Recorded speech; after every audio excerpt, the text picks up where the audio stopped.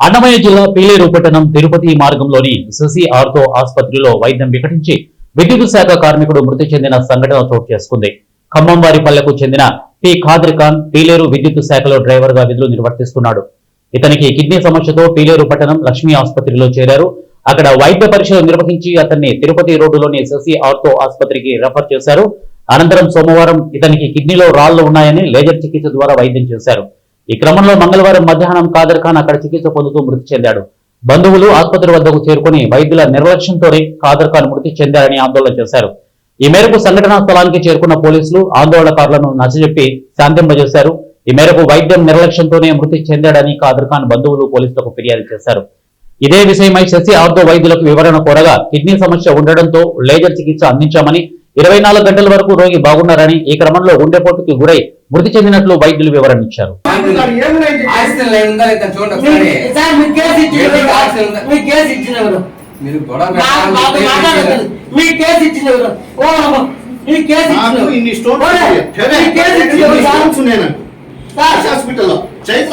అంటే ఒకేసారి రాదు, 4 వస్తాయి.